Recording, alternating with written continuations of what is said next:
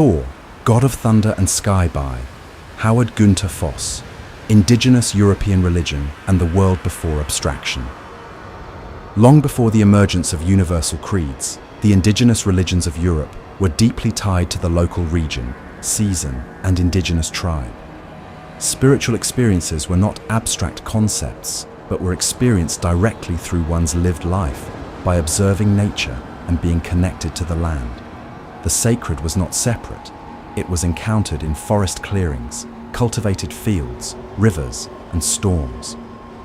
Germanic paganism emerged from this matrix, shaped by northern climates, fragile agricultural cycles, and kin-based societies whose survival depended on cooperation with forces beyond human control. Within this worldview, Thor occupied a central position, not because he ruled the cosmos, but because he sustained its habitability. He was the god most consistently invoked in daily life, called upon to protect homes, hallow land, and ensure fertility. Archaeology confirms what the literary sources suggest. Thor was not an elite god, but a people's god, one who was deeply embedded in the lived religious experience of Germanic Europe. Name, thunder, and Indo-European continuity.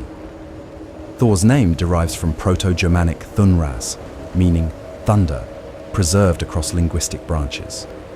Old Norse Thor, Old English Þórr, Old High German Donar. This linguistic stability indicates not only antiquity, but cultural continuity, linking Thor to earlier Indo-European thunder deities such as Perkunos and Taranis. Roman observers recognized this continuity. Tacitus notes that the Germanic peoples venerated a thunder god whom Roman writers equated with Jupiter. This interpretatio Romana does not imply sameness, but rather a recognition of function. Thunder as a manifestation of divine authority, fertility, and protection. From a Germanic pagan perspective, thunder was not symbolic.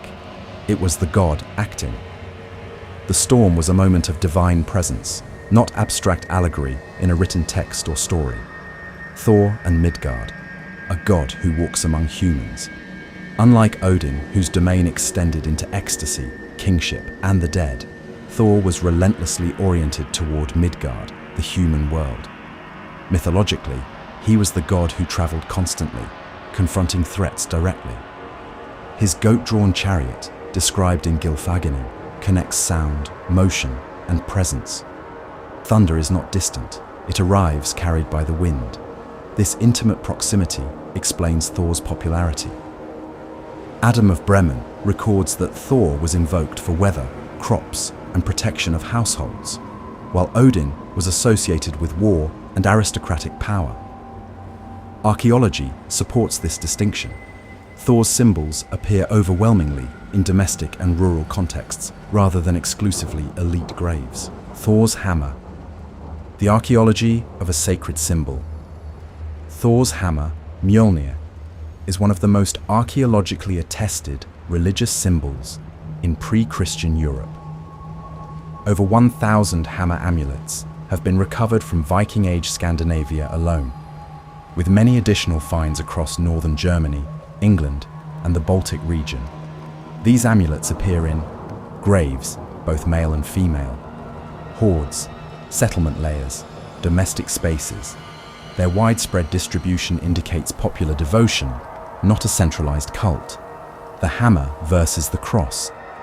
Notably, hammer amulets increase in frequency during the 9th through the 11th centuries, precisely when Christian crosses also appear archaeologically.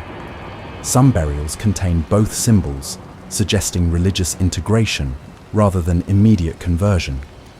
From a Germanic pagan perspective, the hammer functioned as a statement of continuity, an affirmation that ancestral relationships with the land and gods remained intact despite cultural pressure from the church and foreign imposition. Ritual function.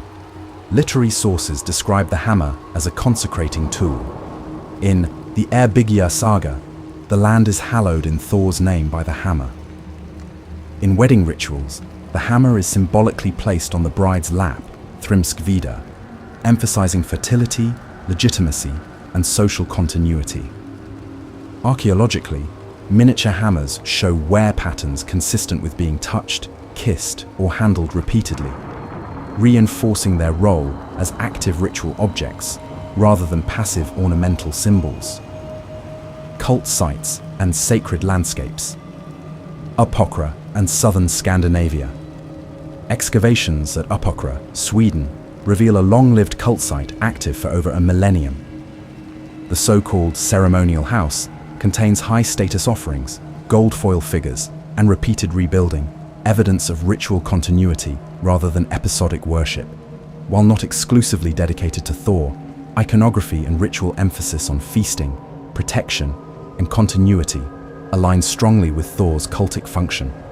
Oaks, groves, and Donar's trees.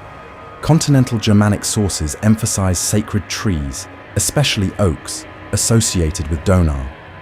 The destruction of Donar's oak by Saint Boniface, 8th century, was not merely symbolic. It was an attack on place-based religion, where sacred power was anchored in living landscapes. Germanic paganism did not isolate gods from environment. Þórr was present where thunder struck, where rain fell, where trees stood rooted for centuries. Þórr and the Jötnar. Cosmic balance, not moral dualism. Þór's myths revolve around conflict with the Jötnar, beings representing chaotic, untamed forces. Modern moral binaries misrepresent these stories. The Jötnar are not evil. They are necessary, dangerous, and ancient. Þór's role is containment, not eradication. In Himiskvida, he fishes for Jörmungandr, lifting the world serpent from the sea, a moment where order nearly collapses. He does not destroy the serpent then, because the cosmos requires tension to endure. At Ragnarok, Þórr slays Jörmungandr, but dies after 9 steps, poisoned by its venom, Völuspá. From a Germanic pagan perspective, this is not failure. It is the ultimate expression of sacrificial responsibility. Order is maintained at cost: fertility, agriculture, and the sacred commons. Thunder brings rain. Rain brings crops. Þór's association with fertility is not eroticized like Freyja's, but functional and communal. He blesses fields, protects livestock, and guards boundaries. Place names across Scandinavia and Germany such as Torshof, Torslund, and Donnersberg indicate long-standing associations between Þórr and the land. These are not mythic abstractions. They are agricultural landscapes shaped by religious memory. From a Germanic pagan worldview, Þór's strength ensures that the human fertility and existence endured, and that the land remained productive, and communities could survive another winter of cold and frozen frost. Resistance, survival, and memory. As Christianity expanded, Þórr became a focal point of resistance. Not rebellion, but remembrance. Missionary sources repeatedly note that Þór's cult was hardest to displace. The hammer endured because it represented life as it was lived, not salvation deferred. Even after formal conversion, folklore preserved Þórr as a figure of storms, protection, and rural strength. His memory lingered in language, custom, and landscape long after temples fell. Þórr in contemporary Germanic pagan perspective. From a modern Germanic pagan perspective, Þórr is not a superhero or symbol of dominance. He is the god of responsible strength, of standing firm in a world that remains unpredictable. He reminds us that the sacred is encountered in nature. Strength exists to protect life. Order requires continual effort. Humans are participants, not masters of the world. Þórr still stands in the storm, not above humanity, but among it. In this way, Þórr and his memory within the land and its people remains as an enduring legacy to indigenous Europe's spirituality and identity.